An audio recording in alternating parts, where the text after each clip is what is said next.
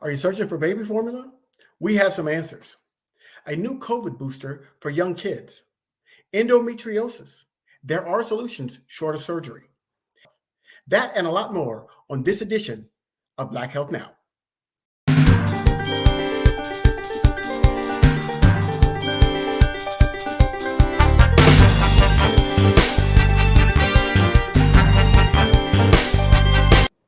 Hi, I'm Ellis Dean. And I'm Dr. Mike Lenore. Ellis, we've got lots to talk about concerning babies and young children. Before we get to the hot topic of baby formula, the FDA has just approved a COVID booster shot for children between the ages of 5 and 11. This is great news. The best strategies to address this problem are coming from community health centers and public hospitals. The largest public health system in Northern California is the Alameda Health System. Its CEO is my good friend, Mr. Jay Jackson. But the vaccination rates for African-American kids is still way below the rate for white kids. We're pleased to have as our guest, Mr. James E.T. Jackson. He is the CEO of the Alameda Health System, a very large public health system in the San Francisco Bay Area, specifically in the East Bay, and more specifically, a large part in the Oakland and surrounding areas. Mr. Jackson, thank you for joining us. It's a pleasure, Dr. Lenore. Thank you for the opportunity. We don't usually have the opportunity to talk to such a young CEO of a large health system. Tell us a little bit about your journey to this place, how you got started, and how you got to where you are. Thank you. Well, first of all, you're my new best friend because you called me young, but I changed the adjective deliberately. I am a Bay Area native, grew up right here in Oakland. I am the son of a physician. My father was an OBGYN in this community for a number of years, and I had the opportunity to really learn at his feet. My aptitude was business, and so that's the direction that I took, but I had a lot of really strong mentors, yourself included, and I really embrace the opportunity to give back to this community that has given me so much. And so I have a degree in public health with an emphasis in health policy and administration. My undergraduate degree is from Morehouse College in economics, and I've been doing healthcare administration for about 30 years now. How large is the health system? Alameda Health System is comprised of 3 acute care hospitals: San Leandro, Alameda, and Highland Hospital. Highland Hospital is the only level 1 trauma center in this county. John George, which is a psychiatric acute care hospital, is also a part of our system. We have 4 wellness centers: Hayward, Newark, Eastmont, and Highland. And then we also have an orthopedic clinic as well as a bariatric clinic in Alameda. And so we are about 12 different distinct facilities across the county. Well, that must take a lot of money to operate. What's the budget? Our budget this year is just under $1.2 billion with a B dollars. What a large sum. And I think that it's important to have that business background to run a system like this. You know, recently, not just recently, but today, the FDA, CDC, I'm sorry, let me go through that. We can edit that out. You know, recently today, the CDC said that you can now give booster shots to children down to the age of 5. You know, we already have a problem with that in the sense that only 34% of the children in this country have received even one of the regular vaccinations. This means now that we have to try and catch up with just regular vaccinations to get to the boosters. African-American children are, without question, less vaccinated than the rest of the children in this country. How does a large health system attack a problem like vaccinating children? Sure. Thank you for asking. We depend on synergies. We're a big system, but we could not do this alone. We have a very strong collaboration with the Healthcare Services Agency here in Alameda County. A part of the Healthcare Services Agency is the County Public Health Department. Those 2 organizations are led ably by Colleen Chavla and Kimmy Watkins Tart. And so I partner with both of them. We also look to establish community affiliations with organizations like churches, such as BB Memorial Church, which is led by the Reverend Dr. Charlie Hames. We did a vaccination event with them last spring, and we were able to deliver well over 1,000 vaccinations within a 2-day period. So that's a very specific example. We also partner very closely with the Alameda Alliance, which is led by Scott Coffin, and with the Healthcare Consortium, which are community-based clinics, FQHCs, led by Mr. Ralph Silver. And so I believe in synergies and working with these other agencies in this county, in this community. I think that's our strength, is leveraging the unique abilities of each of those organizations to reach the population that you're referring to. Thanks, Dr. Mike and Mr. Jackson. So now let's get to this issue of baby formula and this shortage that's going on. The shortage is because the plant that makes most of the formula in the United States was shut down because it was making some contaminated. All right. It's okay. 3, 2. I'm trying to look at the camera, so I'm trying to go off the top of my head, which is the challenge. So I can look more in the camera, not down. All right. 3, 2, 1. Thanks, Dr. Mike and Mr. Jackson. So now let's get to this issue of baby formula and this current shortage that's happening. The shortage is because the plant that makes most of the formula sold in the United States was shut down because the formula they were making was contaminated. So Dr. Mike, what's a mom to do? Are there any substitutes? Yeah, well, first of all, for 3,000 years, we didn't have baby formula. I mean, and the children grew, obviously, population grew, because there are ways to substitute. I think I grew up on a pet milk formula. Obviously, it doesn't have all of the bells and whistles of the current day formulas, but it was pretty good for us, and all of us survived, and so did all my colleagues and relatives and friends. And so consequently, making a formula really involves putting together a protein that's acceptable to infants. It can be rice, it can be almonds, it can be milk, actually, because there are a number of other factories that make this formula. And then putting in some carbohydrates and a few vitamins, and you can make your own formulas. There are lots of formulas online that you can use. But I think what's happening now is that they're hoarding formulas. So consequently, if you look around, you're going to be able to find formula. And today, I think the president made a deal with the formula companies to increase their production. So this should be short-lived. But remember, and maybe other people that I know were also on pet milk formulas, and we did just fine. Well, I think as formulas have gotten more specialized. I mean, there's some organic formulas out there.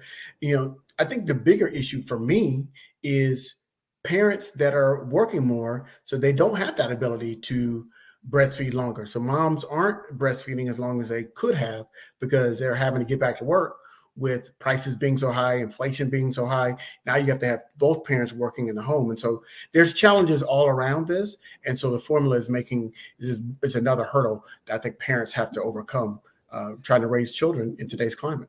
Yeah, let me disagree with you just a bit, because most parents decide to change the formula probably in the second or third month before they go back to work. But I think what happens now, though, is that these formulas, I think, are so specialized that as a pediatrician, when parents ask me about a formula, I say most of the formulas that you are considering are all pretty much the same. There's some that tweak a little bit for the stomach and some that tweak a little bit for nighttime use. But I say buy the cheapest formula that is available in the same category as the formula that you've been looking at all along.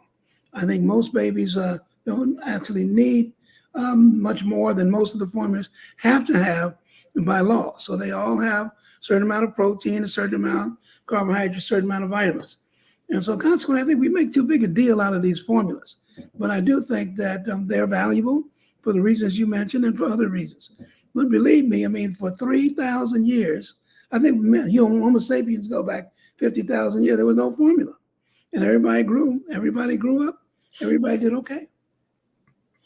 Well, yeah. So I think maybe we'll go back to that with not enough formula. So maybe moms will have to start, breastfeeding longer, pumping more of that to get the children the nutrients that they need. I know. I think the decisions that parents make about not continuing to breastfeed or breastfeed at all are very individual, and the reasons they stop is almost as a list is almost as long as the reasons possible. But I do think that we're encouraging mothers to breastfeed because we do believe it's much more effective and efficient for a child. But I'm telling you, most of the times when they decide to stop breastfeeding, it's for reasons other than you think. And I think even in spite of the fact that we have lactation consultants and other people, at a certain point, a mother just decides, hey, this is it. And regardless of where the infant is nutrition-wise or age-wise or size-wise, they make that decision kind of independently. It's interesting that you say the formulas are pretty much the same. And so, because I hear parents really swear by these brands, they say, oh, the baby can only eat this, take this type of formula. Their stomach gets upset on the other ones. And so I think that that's also playing some sort of a role, is that we get so married to brands with our child that when that brand is not available, we hit a panic mode just a little bit. No, I agree with you. I think it's all pretty much marketing. I think that all the formulas are pretty essentially the same. There are some that say tweak it for stomach problems. And there are some babies that have serious problems with formula. Those babies with milk allergy or what we call gastroenteropathy, they have difficulty metabolizing milk-based formulas. That's why there's some formulas, like I say, with rice, goat's milk, and almond milk. And then there's some babies that can't even tolerate those. We see a lot of babies who can't break down proteins. You have to give them formulas that have proteins broken down, like alimentin and Nutramigen. And so consequently, there are lots of different formulas for lots of different reasons. But the average baby can take any one of a number of the formulas that are available. And I think obviously breast milk is best, but parents make these decisions about going to these formulas relatively independently. I guess the best news is that the plant that was shut down will be back online in a few weeks. So this emergency should dissipate by the end of the summer. Coming next, a problem 1 in 10 women faced. But first, pap smears. I'm Dr. Mike Lenore with the health tip of the day. Black women go more often to the doctor for cervical cancer screening, but have lower rates of being informed of an abnormal pap smear and contacted for follow-up treatment. This results in a delay in the diagnosis and treatment of several cervical conditions, especially cervical cancer. When you get a test from a doctor, make sure that at the next doctor visit, you ask for the result and what the next move should be. This message is sponsored by the African American Wellness Project. Endometriosis. It's a painful, sometimes debilitating condition that affects 1 in 10 women and is especially prevalent among African American women. What's a woman to do? Our special correspondent, George Strait, has a conversation with an expert, Jenna Reich, founder of the Endometriosis Coalition. Health disparities are a huge problem for African Americans. I think so much so that we've become numb to the statistics. But behind each of those numbers is a real person, a victim, if you will, people like Jenna Reich. Jenna is a nurse and founder of the Endometriosis Coalition, but a few years ago, she was given the equivalent of a medical okey doke, if you will.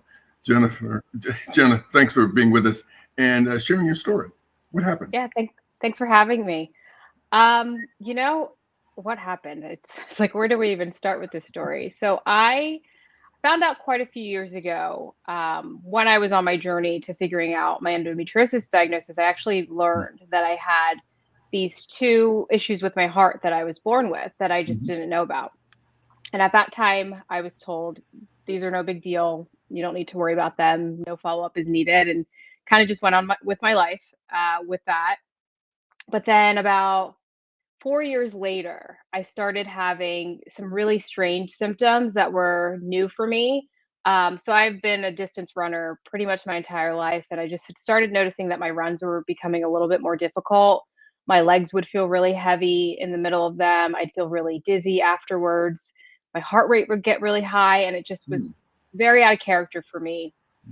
And then over time, I noticed I was getting slower. It just was just this strange decrease in my physical capacity. And so, I kind of just chalked it up to maybe I'm just getting older. Maybe No, but you're a young woman. maybe I'm just out of shape. I don't know. But then when time went with time, I started having chest pain even when I wasn't working out. And so that kind of put a green light in a light bulb in my head saying like, this is strange. This isn't even with activity anymore. And so one particular run I had was really tough. Same thing, legs felt really heavy, and I actually felt like I was going to pass out after it. And usually I would recover after about like an hour or so, but this time that wasn't happening. I still felt just really bad.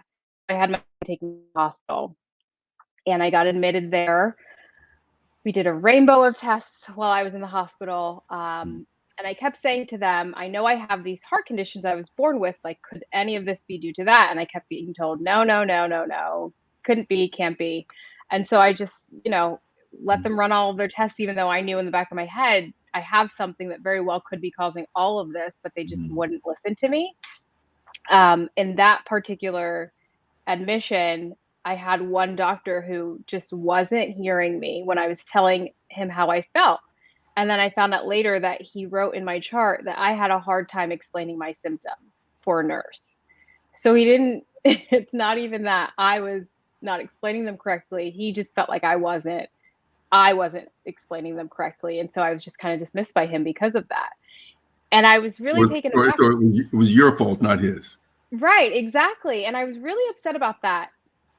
And I was thinking, like, why is this so upsetting to me? And I realized it's because this is a document that's going to follow me through my entire medical history, right? Anytime a doctor asks to see my records, anytime somebody consults, they're going to see this note from this physician saying that I don't know how to explain my symptoms. And so before anyone even sees me, they have an idea of what type of patient I'm going to be and how harmful and damaging that is.